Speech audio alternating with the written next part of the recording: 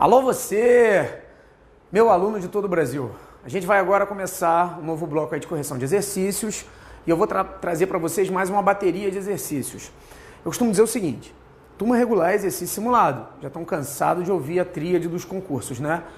Mas se você está fazendo a turma regular direitinho, essas correções de exercícios que você faz junto com o professor são de suma importância. É muito importante você fazer exercício em casa também. Pegar aquele bloco de exercício e começar a fazer. Fatalmente, 40% dos exercícios você não vai conseguir resolver. Mas com o tempo, com o estudo, você vai falar, aquela questão que eu não sabia estava aqui na matéria. Então vai desenvolvendo a correção de exercícios com você, vai fazendo a resolução de exercícios em casa, sem ter o apoio do professor e pega esses módulos nossos aqui de resolução de correção de exercícios, que é aqui que você vai evoluir, correto? Sem esquecer do suporte dos simulados. Então vamos fazer o seguinte, já iniciando esse projeto, acompanha comigo aí na tela a primeira questão que a gente vai trabalhar. Acompanha aí. Na hipótese de substituição do servidor investido em cargo de direção, o substituto fará jus à retribuição pelo exercício do referido cargo por período que exceder a 30 dias de afastamento do titular. Essa questão que eu estou trabalhando com você aí, ela está correta, tá? Vem para cá comigo. Essa questão aqui, que é a questão 01 que você está trabalhando aí, ela está correta. Por que ela está correta? Vamos explicar ela e depois você vai entender diretamente por que ela está correta. Na verdade, o que está se falando ali é da função de confiança. Função de confiança é aquela que se dá para cargo de chefia e direção. Só que a função de confiança é diferente do cargo em comissão. Cargo em comissão é para chefia, direção e assessoramento. Função de confiança, chefia e direção. O cargo em comissão é de livre nomeação e livre exoneração. Qualquer pessoa pode exercer o cargo em comissão, mesmo não tendo passado no concurso público. Função de confiança, ela tem uma peculiaridade bem legal. A função de confiança só pode ser exercida de acordo com o artigo 37 da Constituição por quem tem um cargo efetivo. Ou seja, o cara deve ter passado no concurso público para poder ter uma função de confiança. Mais um detalhe, não precisa ter passado pelo probatório nem estar estável. Ou seja, para exercer a função de confiança, você não precisa ter passado no probatório, tampouco precisa ser estável. No primeiro dia você já pode assumir uma função de confiança. Quando você assume uma função de confiança, automaticamente você é designado para ela. Lembrando que se você tem um cargo em comissão, você é nomeado. Função de confiança, designado. Se você foi designado para a função de confiança, naturalmente você vai ter que ter o quê? Um substituto. Eu vou dar um exemplo. Imagine que você entre para ser, por exemplo, vou dar um exemplo, analista do INSS. E na sua agência, você recebeu uma função de confiança, você vai ser o chefe daquela agência. Se você foi o chefe, naturalmente vão designar quem para você? Um substituto. Esse substituto vai ficar de estepe. Quem trabalha, quem determina é você que é o chefe, mas ele está lá. O que acontece, por exemplo, se você for ganhar diária lá em Brasília? Vai lá no Ministério da Previdência resolver uns problemas e foi deslocado no interesse da administração, caráter transitório, não é permanente. Vai ter que receber diária. Você vai e quem assume as suas funções é um substituto. Só que você recebe uma gratificação de confiança. Essa gratificação fica presa a você, correto? No seu contra-cheque. Você viajou.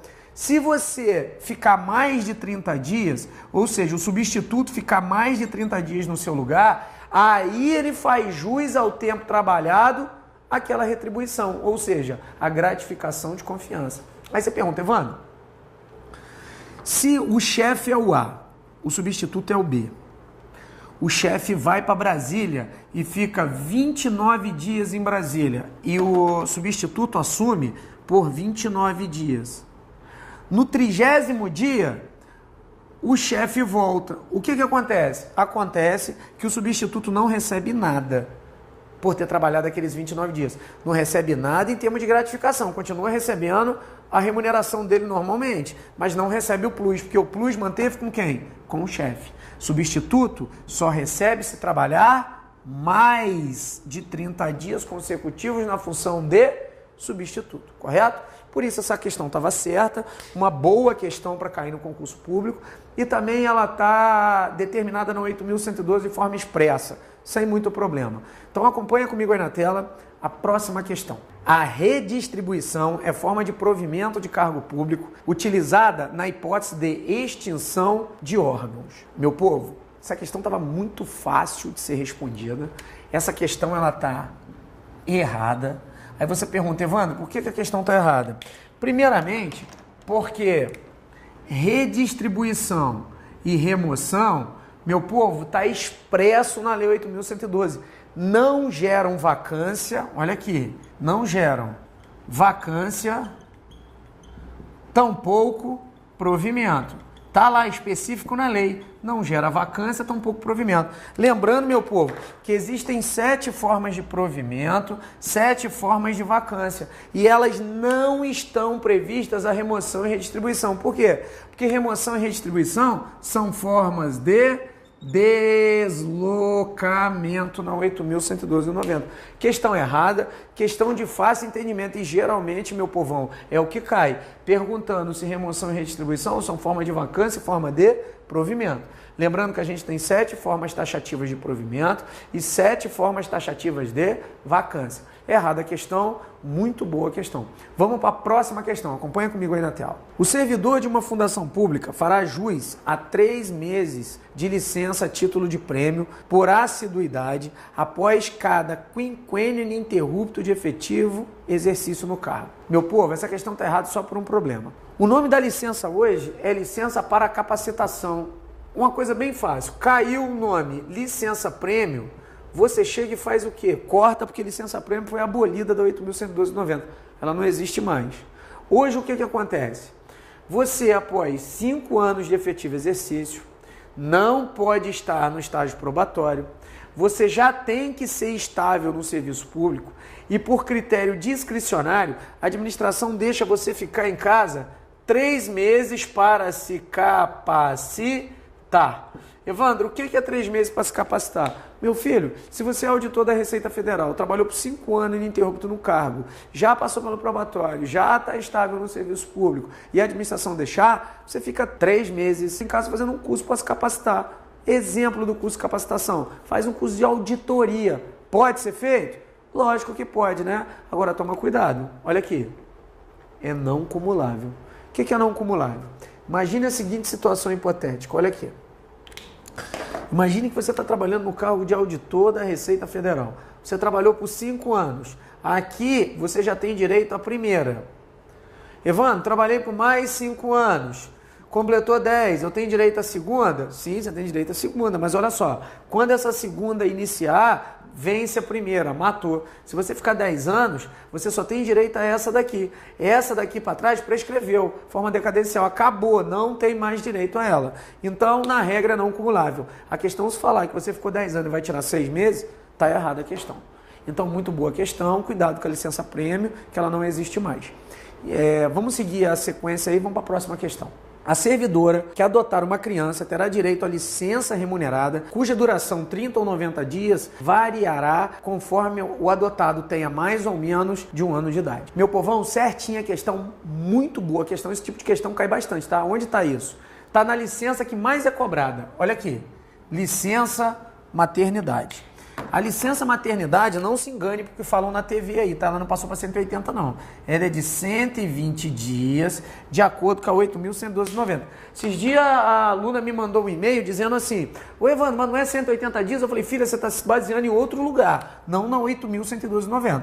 Lembrando que eu estou falando da 8.112,90. Licença maternidade, 120 dias. Quando começa a licença maternidade? O início dela se dá no primeiro dia do 9º mês. Lógico, né? A mulher no primeiro dia do 9º mês fica parecendo uma caixa d'água, uma pipa. Como é que a mulher vai trabalhar? A mulher fica desse tamanho, cara, peito, barriga, perna. Ó, a minha mulher, Quando ela estava grávida, ela chegou para mim e falou assim, ai, Evandro, eu tô feia. Eu falei, mas lógico que tá horrível. Ela desandou a chorar, falou que eu era insensível. Insensível, meu povo, que insensível a mulher com 9 meses. Se você me achar uma mulher que no primeiro dia do 9º mês está bonita, você me manda uma foto, você que é meu aluno que eu não conheço. Toda mulher parece uma caixa d'água. Então não tem jeito. A partir do primeiro dia do 9º mês, se nem o marido aguenta, como é que o cara no serviço vai aguentar ficar olhando ela? Então, início da licença maternidade, primeiro dia do 9º mês. Ou a partir do parto, né, meu filho? Aí o aluno pergunta para mim, Evandro, mas como assim a partir do parto? Imagina que a mulher com 6 meses e meio, 7 meses, vá tentar usar o banheiro e dar um espirro forte. O que acontece? Tá escada o neném nascer, né? Então, parto. Não tem problema, pode se dar com 6, 7, 8, 9 meses. Primeiro dia do 9º mês ou a partir do parto. Aí você fala assim, pô, Evandro, por que você faz essas brincadeiras? Cara, porque isso aqui cai direto. Cai toda hora em questão. E ela vem invertendo para 180 dias. Esquece, é 120. Ou vem dizendo que o prazo único é só do primeiro dia do 9º mês. Errado, porque tem o parto. Ou inverte, fala que é somente através do parto. Não, no primeiro dia do 9º mês também se dá o início. Então toma cuidado, tá? Questão muito boa. Adotante. Pessoal, cuidado com o pronome definido lá, tá? Pode ser um ou pode ser uma. Para ser licença maternidade, tem que ser uma. Não pode ser um. Pai, na licença é sempre 5 dias. Evandro, mas e se o pai adotar? 5 dias. Mas e agora que tem um casal homoafetivo? E se eles adotarem 5 dias, nenhum dos dois podem ser mãe. Então vão ser pai. Pai, se é um homem, é sempre 5 dias. Então se cair 5, uma agente, uma servidora, se for adotante, mais de 1 ano a criança, tem direito a 30 dias para ficar em casa. Menos de 1 ano, 90 dias. A criança nasceu da barriga da mulher, 120 dias. Não tem problema com esse tipo de questão, correto? Muito boa questão. Vamos para a próxima aí. Apenas os servidores da União e das autarquias federais passam a ser regidos pelo regime jurídico estatutário. Os empregados das empresas públicas, sociedade de economia mista e fundação pública serão regidos pelo regime seletista. Meu povo, essa questão pega meio mundo de calça na mão. Você sabe por quê? Porque olha só, acompanha comigo aqui. Então a gente trabalha administração pública o quê? Federal. Amigo, quando eu vou trabalhar da administração direta, eu vou pegar só a União, que é a regra geral, e vou pegar da administração indireta a autarquia, fundação pública, empresa pública, sociedade de economia mista, federais. Aonde que está a classificação dela e o que determina ela? Está lá no decreto 200 de 1967, isso aqui eu dou na primeira aula, na organização da administração. O que eu falo para vocês? A União é pessoa jurídica de direito público, a autarquia é pessoa jurídica de direito público e a fundação pública é pessoa jurídica de direito privado. Aí existe a fundação pública, que é pessoa jurídica de direito público, mas ela é uma espécie de autarquia. Ela é chamada autarquia fundacional ou fundação autárquica. Se a fundação pública for de direito público, ela é uma espécie de autarquia. A regra é autarquia, fundação pública, autarquia é pessoa jurídica de direito público, fundação pública, empresa pública, sociedade de economia mista, pessoa jurídica de direito privado. Aí que arrebenta você. Porque eu falei para você que o regime jurídico, ele pode ser um regime jurídico público e ele pode ser um regime jurídico privado. Se ele for privado, você vai ser regido pela CLT. E se ele for público, você vai ser regido por o quê? Por um estatuto. Só que por força expressa do artigo 1º da 8.112/90, a União, a autarquia, a fundação pública, que é a regra, mesmo sendo pessoa jurídica de direito privado, todas as três vão ser regidas por um estatuto. E a empresa pública e a sociedade de economia mista, essa sim, são regidos pela CLT. Tá aí o erro da questão. Lembra que regime jurídico é ou você é bem regime jurídico público ou regime jurídico privado. Pessoal, só pegando o gancho aí, por decisão do STF, que foi dada em 2 de agosto de 2007, o que está valendo hoje é o regime jurídico único, tá? A regra é regime jurídico único para toda administração direta ou indireta. Ou bem se escolhe estatutário ou bem se escolhe seletista. Então essa questão estava errada. Por quê? Porque a fundação pública não é regida pela CLT, e sim por estatuto. O retorno do servidor aposentado ao quadro de pessoal da ativa, devido à constatação de não mais persistirem as condições que deram causa à sua aposentadoria, denomina-se A. Recontratação, B. Nomeação, C. Recondução, D. Reversão e E. Reintegração. Pessoal, questão tranquila, por quê? Eu costumo dizer que nas formas de provimento, a reversão é ligada à palavra aposentado. Então, ligou a palavra aposentado, você já sabe que de cara é a danada da reversão. A reversão ela pode se dar de duas formas. Primeira, de ofício. O que é de ofício? Quando insubsistirem os motivos que declararam a aposentadoria do servidor. Imagina que você bata de carro e a sua perna fica com defeito. A perna fica menor do que a outra. Você se aposenta devido a essa debilidade. Posteriormente, você faz uma cirurgia e fica perfeito. Amigo, não existe mais os motivos de declarar a sua aposentadoria. Você tinha uma perna menor do que a outra, agora a sua perna está normal. Você vai voltar. O nome disso é reversão. Volta a aposentar de ofício. De ofício, ex ofício, pelo princípio da oficialidade, é tudo a mesma coisa. É compulsório, ou seja, é a força. A administração humana tem que voltar e acabou. Tranquilo? Ou você pode ser o quê? A pedido. Você pode se aposentar, depois que se aposentou você descobre que é casado, descobre que depois que a tua mulher ficar velha, ela fica feia, e que você ficar o dia inteiro do lado da tua mulher feia, você não aguenta. Então o único prazer que você tem na tua vida é estar longe dela. E estando longe dela é trabalhando. Aí o que você faz? Para tudo na vida tem uma solução. Pede reversão e volta para trabalhar, nego. Mas para isso tem que ter alguns requisitos, né? Você tem que ter menos de 70 anos, tem que ter sido aposentado nos últimos 5 anos, tem que haver vagas, você tem que ser estável quando na atividade, você tem que pedir para voltar e a administração tem que querer, ou seja, critério de discricionariedade da administração. Então tá aí, a questão, o gabarito era D, questão fácil, e se de qualquer forma for ampliado, a gente já matou a reversão, que é uma das formas de provimento de cargo público. Tranquilo? Vamos agora para a próxima questão.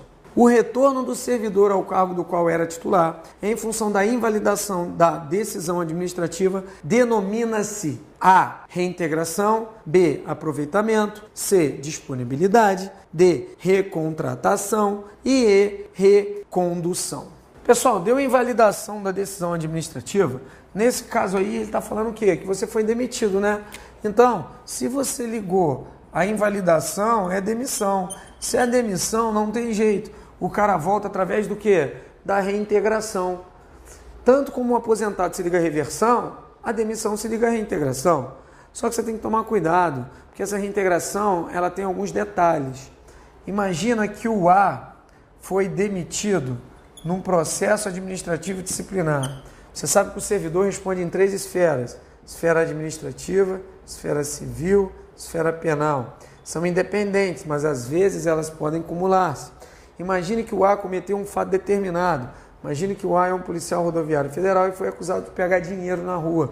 O cara, quando pega dinheiro na rua, ou bem ele comete concussão ou corrupção passiva. Concussão é quando ele exige. Exigir para si ou para outro, indireto ou indiretamente, ainda que fora da função antes de assumi-la, mas em razão dela, vantagem indevida. Ou seja, crime contra a administração pública previsto no artigo 132 da Lei 8.112 de 90, da demissão. Mas está previsto no 132 como demissão, está previsto no Código Penal como crime contra a administração pública e ainda ele foi desonesto. Então, a improbidade administrativa responde pelas 3 esferas. No caso, ele foi demitido primeiro, porque o PAD, o prazo é de 60 mais 60 dias, é mais rápido. Mas, como é o mesmo fato, ele vai ter que entrar na esfera penal. Quando ele entrar na esfera penal, pode acontecer 2 coisas. Primeiro, ele pode ser demitido. Segundo, ele pode ser absolvido. Se a absolvição dele se der por negativa de autoria ou inexistência do fato, isso aqui vincula as esferas, ou seja, as absolvições aqui foi cabal, a esfera penal é mais forte, retorna com o servidor. O nome desse retorno é reintegração, mas tem que tomar cuidado. Para ser reintegração, o servidor tem que ser estável na ativa.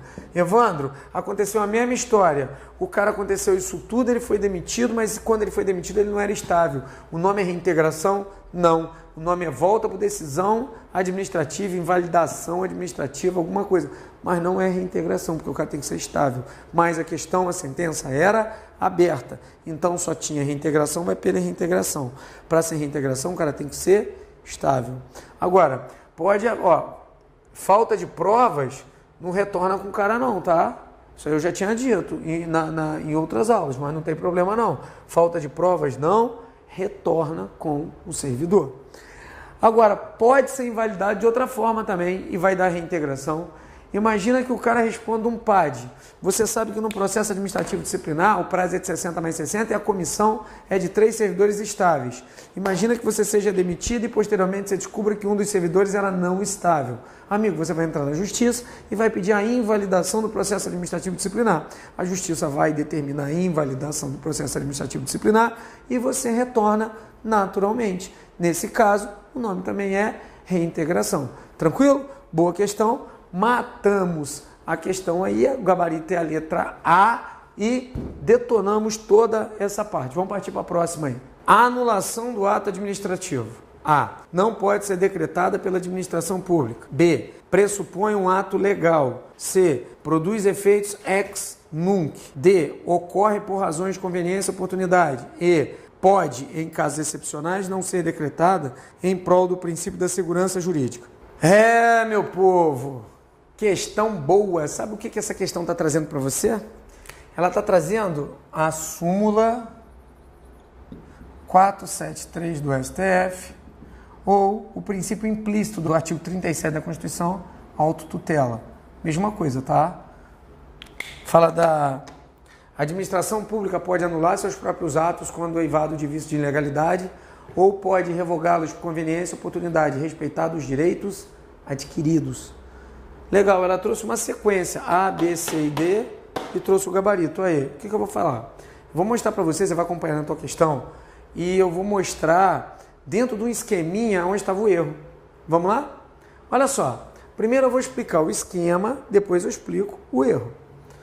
Anulação e revogação. Anulação é de ato ilegal, revogação de ato legal, não pode inverter. Quem anula? Tanto a administração quanto o Poder Judiciário. Revogação, somente administração. Por que a anulação pode ser os dois? Porque é critério de legalidade. O ato é ilegal. Por que revogação só administração? Porque é mérito. Mérito é critério de conveniência e oportunidade. Efeitos. Os efeitos da anulação são ex tunc, ou seja, efeitos retroativos. Ex nunc são prospectivos. Como o ato é legal, é dali para frente. Agora vamos lá, onde estava o erro da questão? Questão A. A anulação pode sim ser feita pela própria administração pública e também pelo Poder Judiciário, porque o ato é ilegal. Amigo, imagina que você passa por um processo administrativo disciplinar e você devia ser advertido e a comissão orienta sobre a sua demissão e vai lá o cara competente demite você. Amigo, o próprio cara da administração, o chefe máximo, alguém da administração que veja essa ilegalidade, ele mesmo, se tiver competência, pode anular o ato, não precisa pedir ao Poder Judiciário. Então, a anulação pode sim, tanto da administração quanto do Poder Judiciário. Tranquilo? O segundo estava errado, porque a letra B estava errada, porque a anulação não é de legal, é de ato ilegal. Mamão, você não vai errar essa. A letra C, ela inverteu. Ela disse que a anulação tem efeitos ex nunc, na verdade é efeitos ex tunc, é o quê? Retroativos. Aqui tem um macete para você não errar. Se é anulação, é tunc, AT. Se é revogação, é nunc, RN. Grave esse troço. AT de carro automático, anulação tunc, revogação nunc, ATRN. Fica mais fácil, esqueminha. AD, estava errado. Por quê? Porque a anulação não pode ser conveniência e oportunidade, porque conveniência e oportunidade é mérito. Aí é revogação. Anulação é critério de quê? Legalidade. Então eu dei o fundamento para você porque estava errado. A B, a C e a D. Agora, por que o gabarito é a E e parece que está esquisito o gabarito? Porque em casos excepcionais Pode sim, tal que a questão está dizendo. Porque a anulação, ela pega a teoria do ato nulo. Hoje, a teoria do ato nulo é a teoria dualista. Até pouco tempo era monista. Hoje, o ato nulo se divide de duas formas: em ato de vício sanável e ato de vício insanável.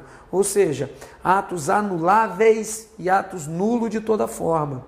O ato nulo, quando ele é insanável, ele é nulo mesmo, de toda forma. Ele não tem o que fazer. Aqui o ato tem que ser anulado.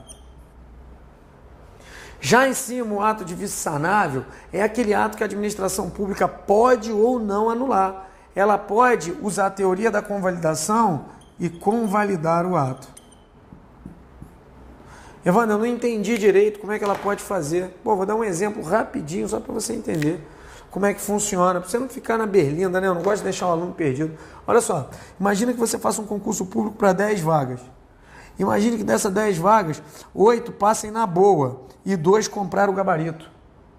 Isso através de concurso público, que é o cargo efetivo. Imagine que 2 anos após, o Ministério Público vai lá e descobre que o concurso foi fraudado. Se o concurso foi fraudado, o ato é o quê? O ato é nulo. Então tem que dar anulação, porque foi ilegal.